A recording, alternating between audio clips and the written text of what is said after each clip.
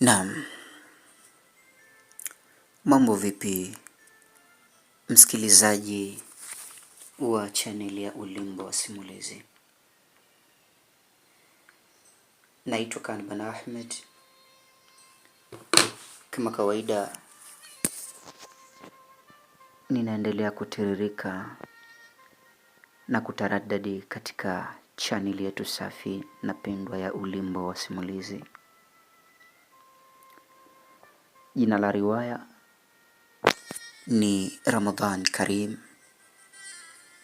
na mtunzi akiwa ni Zuberi Musa Maruma, ambaye kwa namba za WhatsApp unampata kwa 07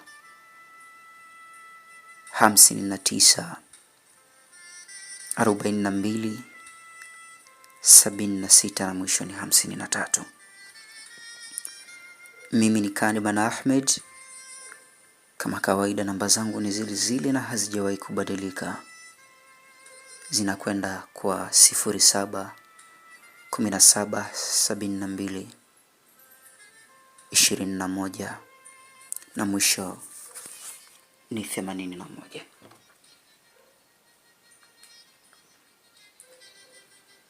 Kama nilivyokuambia, jina la riwaya ni Ramadhan Karim na hii ni sehemu ya pili. Zuberi Musa Maruma bila kutucheleweshea ametuwekea sehemu ya pili na hii imetoka.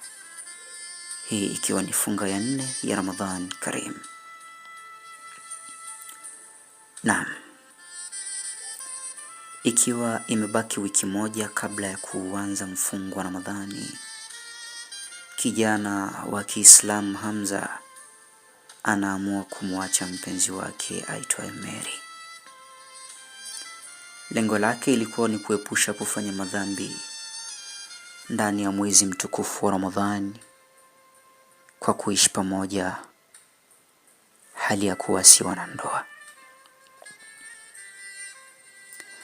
Tendo hili linaumiza sana Mary, ila nyuma ya hili Hamza ana siri nzito ndani ya moyo wake. Kama nilivyokujuza hapo awali, siri yake ilikuwa ni ndoa. Tena yeye akiwa ameombwa kuoa binti kwa sharti moja tu, ilikuwa ni kumwacha baada ya kumalizika mwezi mtukufu. Ni nini kitaendelea? Sungrami katika sehemu hii ya pili ya riwaya hii ya kusisimua inayokwenda kwa jina la Ramadhan Karim. Basi masaa yalikatika, hatimaye sauti ya kukoroma zikaanza kusikika. Hii ilimaanisha kwamba hatimaye Mary alikuwa usingizini, tena kalala fofofo. Ila kwa upande wake yeye Hamza, usingizi ulimpaa. Mawazo yalikisonga kichwa chake. Ni kweli Hamza alimpenda sana Mary, hili hakulipinga, ila alipenda zaidi jambo lililokuwa mbele yake. Macho yake yalikilikuwa Mariam alikuwa ni mzuri hata zaidi ya huyu Mary. Tena alikuwa mwajiriwa tofauti na Mary, tegemezi. Akajikuta akitabasamu, ila ghafla tabasamu lile sekunde ile ile likatoweka. Ni baada ya kukumbuka eti baada ya Ramadhani ilipaswa amwache, tena amwache kwa talaka 3. Kwa nini? Mbona kizungumkuti? Na je, nisipomwacha yeye ataniacha? Mawazo yakazidi kukishambulia kichwa chake. Hukuchi, hatimaye ucha. Hata pale alipofumbua macho baada ya kushtuliwa na alamu ya simu yake, alisikia maji bafuni mtu akikoga, na hata alipoangalia mezani begi la kusafiria la mchumba wake lilikuwa limefunguliwa, likiwa na nguo zilizokunjwa, ishara ya kupangwa.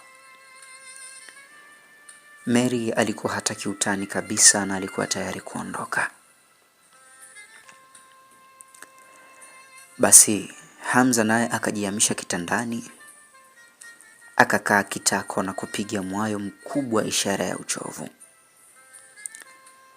Punde Mary akarejea toka bafuni na kuanza kujipaka mafuta sambamba na kujipodoa.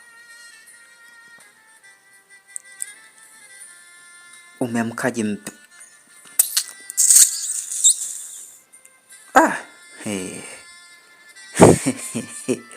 Jamaa kayakanyaga. Jamaa anataka kumsalimia mke wake, mpenzi wake. Hakubahatika kuimalizia salamu yake, akatulizwa na msonyo mkali. Kisha bibi akaendelea na shughuli yake. Kwa hiyo mpenzi wangu, unaondoka asubuhi hii? We mpumbavu nini? Muda wa mimi kuondoka unakuhusu nini? Unajali nini kuhusu mimi wewe? Hebu nitokee. Usitaki nikutukane ukaniingizia madhambi mimi. Hamza akanyamaza na kumwacha Mary kuendelea na maandalizi yake. Yeye akajinyanyua taratibu, na hata alipotoka Mary hakuwepo tena.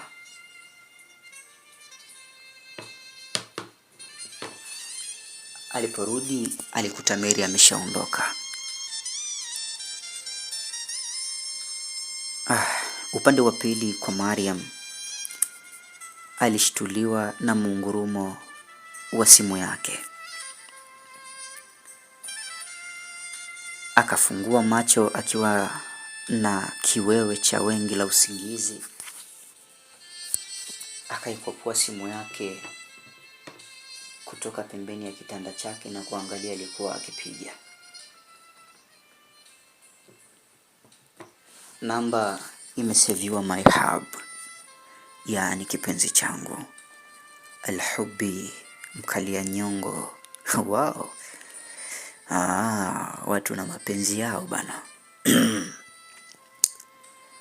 Basi namba hiyo ilikuwa imeseviwa kwa jina hilo kwenye kioo cha simu yake. Akatabasamu na haraka akaipokea simu ile. Nimeamka salama mpenzi, sijui wewe la azizi wangu. Akaitikia kwa bashasha. Yamkini ni baada ya kupokea salamu kutoka kwa mpigaji wake. Mpigaji akaendelea.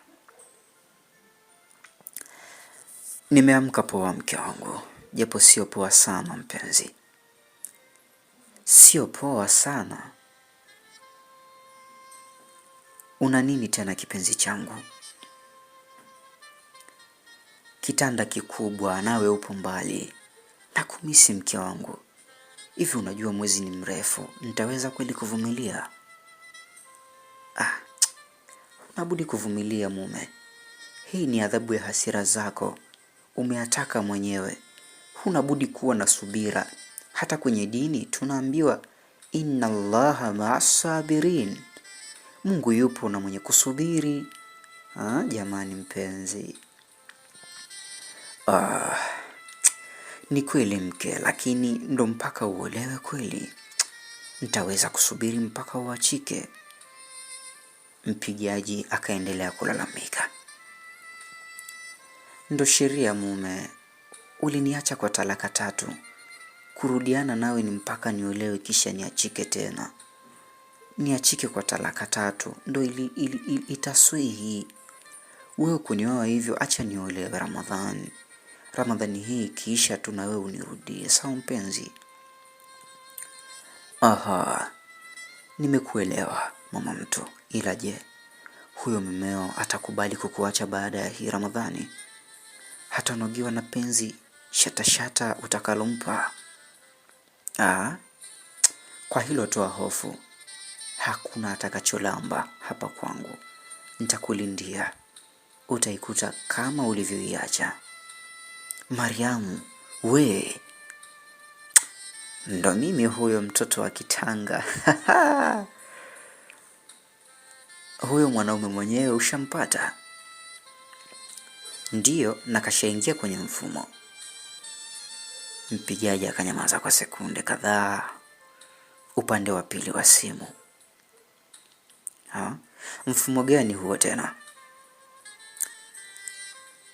Akauliza kwa sauti ya chini yenye wivu uliojificha. Mume wangu, ni mfumo wa ndoa. Kila kitu kipo tayari, wazazi wanajua, mashahidi wapo, nasubiri kuolewa tu, hesabu ianze. Na kama akigoma kukuacha? Mariamu akacheka kwa sauti ndogo. Hadi mume wangu, mwanaume akipewa kile anachokitaka na akinogewa hushikamana, lakini akinyimwa huondoka yeye mwenyewe. Maneno yale yalimchoma mpigaji moyoni. Hakikisha hugusi Mariam, yule jamaa akasema kwa sauti iliyojaa wivu ndani yake. Nilishakuambia hakuna atakayenugusa. Ndoa ni ya jina tu, nitakulindia heshima yako. Mariam akazidi kusisitiza. Kimya kidogo kikaingia. Kisha Mariam akaongeza kwa sauti ya utulivu. Lakini kumbuka, wewe ndio uliniacha, tena kwa talaka 3. Hii ni njia pekee ya kurekebisha kosa lako mpenzi. Ilikuwa ni hasira tu mke, nimejifunza sitorudia kosa hili, alijibu huku moyo wake ukigongana kati ya dini, tamaa na wivu.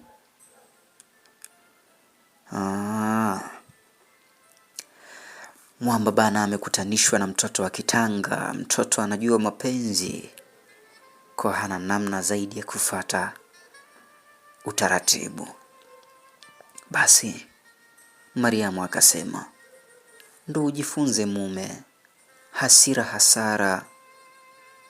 Unaona sasa naenda kutumika kwingine. Anyway, baadaye bana, acha niamke nijiandae kwenda kazini, muda umefika. Basi sawa, uwe na asubuhi njema mke wangu. Nawe pia mume wangu. Si wakapeana mabusu bana. Sisi hatujaoa sisi. Hivi kwenye simu yangu nata namba niliyoisave my hub. Msikilizaji wa Ulimbo wa Simulizi, hii simulizi ya Ramadhan Karim inanipa raha zaidi. Natamani kujua nini kitaendelea. Hebu twende pamoja. Asante mke, baadaye basi. Okay love. Simu ikakatika. Mariam akajiamsha akirudisha simu yake pembeni ya kitanda. Vivyo hivyo ilivyokuwa, akazama bafuni tayari kwa kukoga. Ilikuwa ni saa 4 na dakika 36 asubuhi. Soko la Mbuyuni, Moshi, mkoani Kilimanjaro. Pembezoni mwa vibanda palikuwa na duka kubwa la jumla. Nje ya duka lile walisimama wateja waliokuwa wakihudumiwa mahitaji yao, na binti mmoja ndani ambaye alikuwa bize kupunguza jamu ambayo hata hivyo haikuonekana kupungua, hasa na kuongezeka kwa wateja kwa kila alipotoka mmoja. Punde wakati huo ikawasili pikipiki. Akashuka Mary na begi lake mkononi, akamlipa yule bodaboda Kisha akanyanyua begi lake na kuelekea lilipo duka lile. Maskini ya Mungu Meli. Binti aliye ndani akashtuka kumwona Mary, akaenda kufungua mlango, Mary akaingia. Shogangu, itabidi tuendelee kuwahudumia hawa wateja waishe ndo tuketi chini unipe kisa na mkasa. Wewe na mabegi tena besti yangu. Akamsihi mwenzake. Basi wakaendelea kufanya zile kazi katika lile duka. Na baada ya dakika chache, ndo maana shoga, nilikuambia hawa viumbe wa kiume si wazuri, ukamng'ang'ania. Ona sasa, shule umeacha na mapenzi umekosa na hata ndugu umegombana nao. Najuta besti, nyinyi Waislamu mnakosea sana. Mungu wenu mnamfanyia makosa miezi mingine, eti Ramadhani ndo mnakuwa watukufu. Kwani Mungu yuko Ramadhani tu? Hamza kanikosea sana. Sikiliza shoga yangu, huyu hakupendi. Kama angekupenda kweli hata kipindi hiki angekuoa tu. Si lazima sherehe. Niwe utaje mahari yako, basi muwe na mashahidi na hela ya vyeti vya ndoa, mngeenda msikitini, mngefungishiwa ndoa. Haina hata gharama, ni mahari yako tu. Kumbe inafaa Ila sasa mahari wazazi wangu watataja kweli, na hivi sipatani nao. Sidhani kama watakubali hili. Nisikilize Mary, mahari si ya wazazi. Mahari ni zawadi yako. Labda sasa ndo uamue kuwapa, na mahari ni chochote unachotaka wewe. Iwe 200,000, laki, milioni, au bure, au hata kitu. Labda kitanda, simu, chochote tu. Hata bure. Mimi dada yangu mahari yake alihitaji tu upendo wa kweli. Kudekezwa na kutofokewa kama mtoto. Hata pale anapokosea aambiwe tu, unajua wanaume wengine wanagubu kumbe shoga, mimi sikujua. Nikajua harusi zenu ni kama zetu, uchange mamichango mamilioni. Sijui ukumbi, nguo yenyewe 100,000. Mungu wangu. Hapana shoga, harusi zetu zinaangalia uchumi wako. Basi ngoja nimpigie nimuombe tufunge tu ndoa. Hivyo, mi hata sitaki kitu. Hapana, huyo usimpigie. Bali jioni rudi nyumbani mkayaongee ukiwa unamtazama. Si kuongelea kwenye simu. Haya.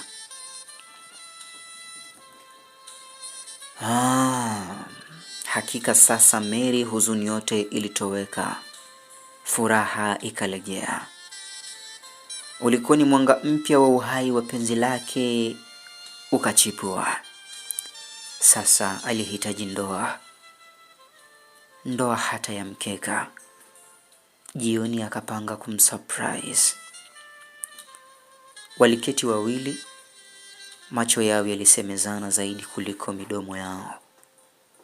Kutoa maneno walibaki wakitazamana, huku wakitegeana nani aanze kuzungumza.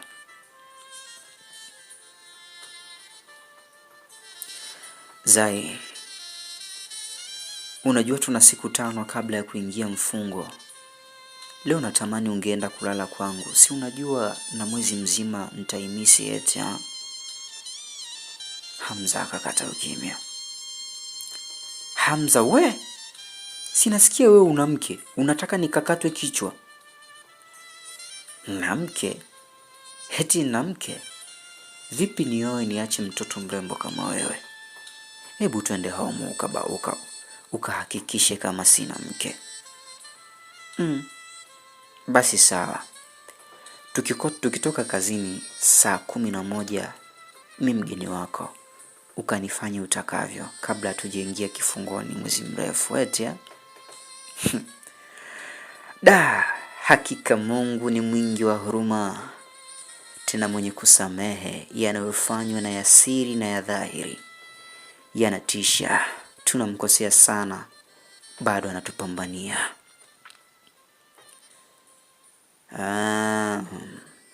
Je, unadhani nini kitaendelea? Hamza apanga kurejea na mwanamke mwingine pasina kujua Mary ana mpango kurejea tena kumsurprise ndoa. Mariam naye amwahidi mpenzi wake kuolewa, lengo ni kupata talaka itakayomrudisha kwenye ndoa yake iliyokwisha achwaga. Je, unadhani nini kitaendelea? Ni kizungumkuti kinazunguka katika kichwa. Zuberi Musa Maruma anatufanya tuendelee kupata hamu ya kuendelea kuifuatilia Ramadhan Karim. Hakika mkono wa Zuberi na kalamu ya Zuberi imebarikiwa kweli kweli. Kama nilivyokuambia, mambo ni moto kabisa, na usikose sehemu ijayo. Tuonane kesho kwa mwendelezo. Leo tuishie hapa. Mimi ni Kaniban Ahmad, lakini pia kama ni mgeni katika channel ya Ulimbo wa Simulizi, usiache kusubscribe na kucomment, lakini pia kushare ili wengine wapate kuiona channel ya Ulimbo wa Simulizi na waendelee kuburudika zaidi kama unavyoburudika wewe. Naam. Asante na chao.